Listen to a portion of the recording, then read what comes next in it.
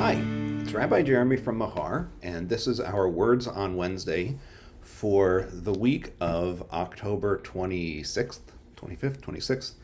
Basically, this is our Words on Wednesday right before Halloween in 2020. There you go.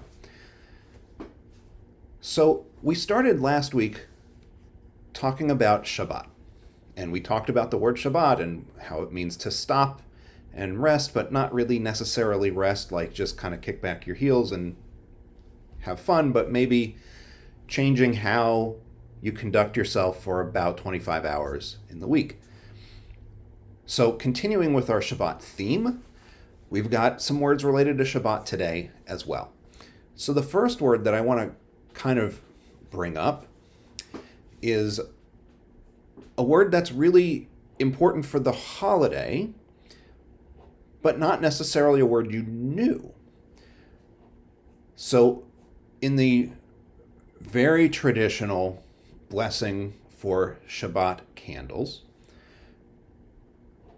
it ends with Lahadlik Neir Shel Shabbat. So the word Neir, the Hebrew word Neir, means a light or a candle, right? Specifically, the thing that makes the light. Not a flashlight necessarily, but a light. Candle usually is what goes there.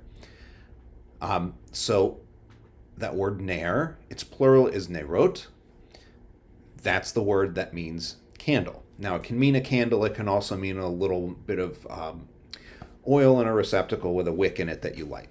So it's not just candle, but the thing that you light with a wick. So that's the word Neir, and we actually use Neirot, candles, at the beginning and at the end of Shabbat. So you probably know what a Shabbat candle looks like, but in case you don't, it's just usually a single candle, white wax candle, one of these.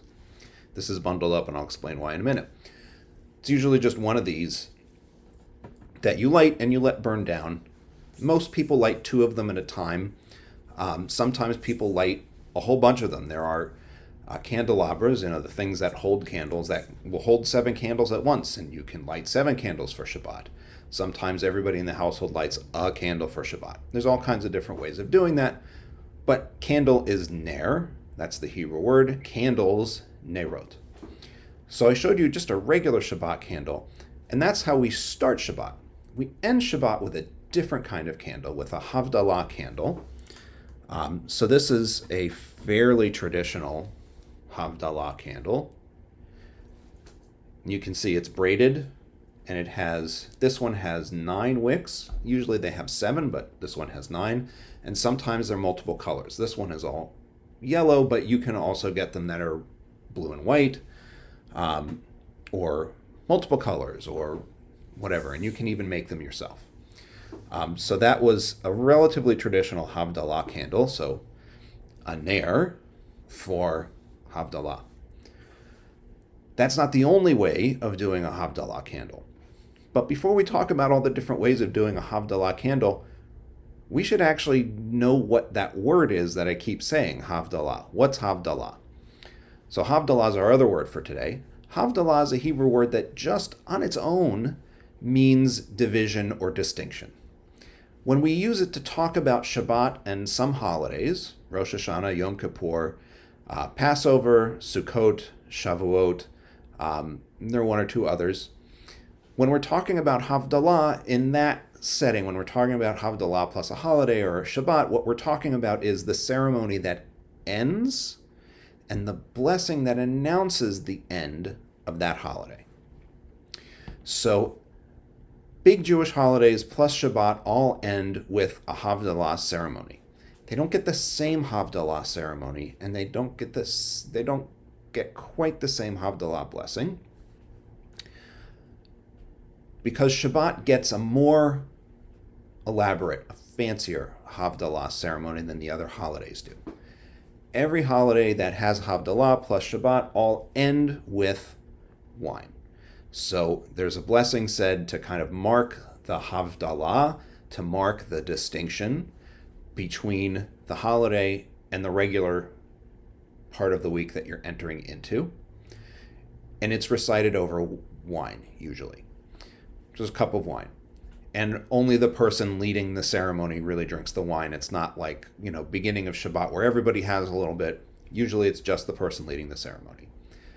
On Shabbat, we do Havdalah. We end Shabbat. We make Havdalah, and that's usually how it's said, is we make Havdalah, because we're making a distinction.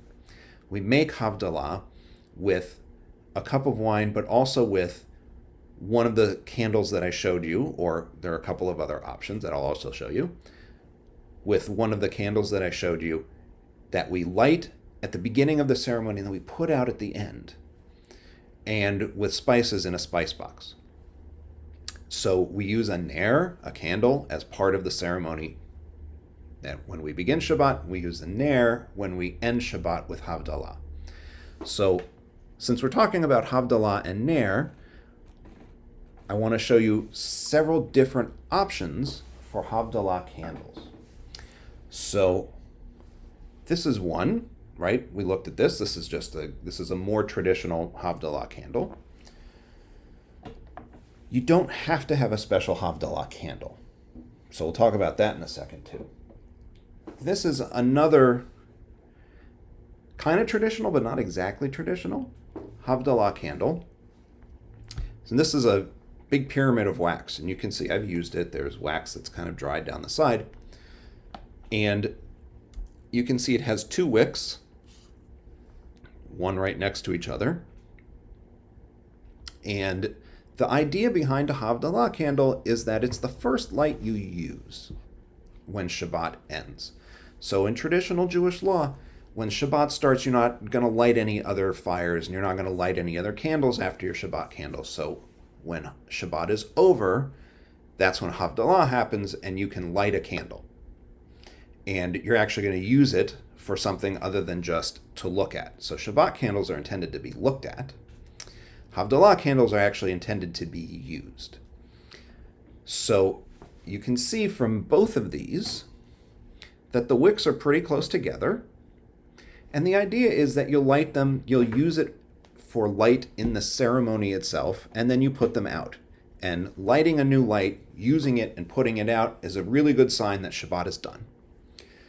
But if you don't have a Havdalah candle and you want to do Havdalah, you want to make Havdalah, that's okay. If you have Shabbat candles, or you even have birthday candles, you've got something to work with, because you can take them and tie them together.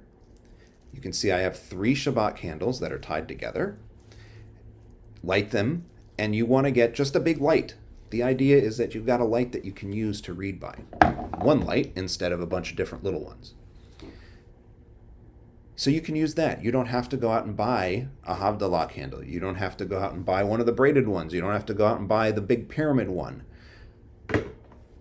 You can tie a few candles together with tinfoil or whatever, and it'll work.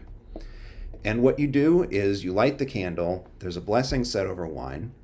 There are spices that you sniff during Havdalah, so you say a blessing over spices. You say a blessing over light. You're not saying the Shel Shabbat blessing. You're not saying, hooray for the light of Shabbat. You are instead expressing gratitude for light that you can use.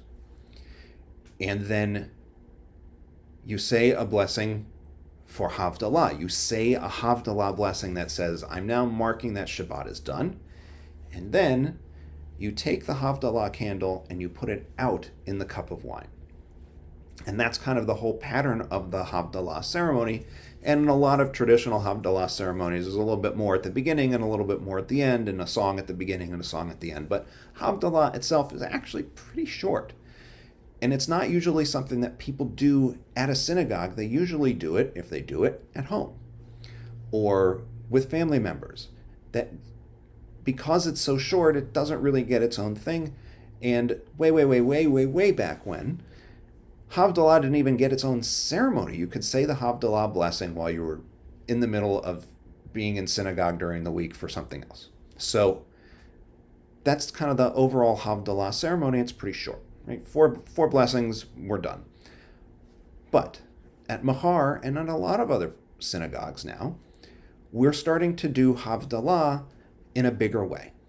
So at Mahar, Havdalah is sometimes 30 minutes, sometimes 40, 45 minutes, because we live all over the DC area. And it's really, really hard for people who live in one part of the area to drive to get to another part of the area for us all to be together at 6:30 in the evening for Shabbat. Not as hard for us to be together at 7 o'clock in the evening on Saturday for Havdalah, so we've started doing Havdalah as a community. There's another benefit for humanistic Jews doing Havdalah and really focusing on Havdalah, and it's this. Havdalah marks when Shabbat ends, which means that Havdalah marks when we go from talking to doing. During Shabbat, we talk about peace, but the real mark for humanistic Jews is what are you doing the other 6 days of the week?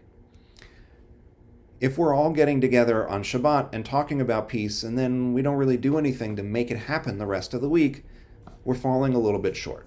And Havdalah is the point where we say, okay, Shabbat's done. We now have to take up the work of making the world better.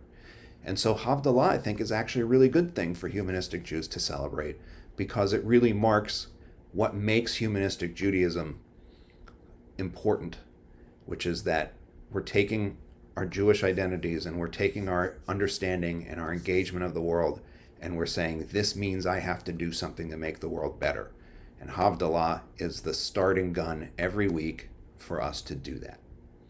So Neir and Neirot, candle and candles, and Havdalah, distinction, the ceremony that ends Shabbat and other holidays. So I hope you learned a little something, maybe a lot of something, and I hope I'll see you again sometime soon.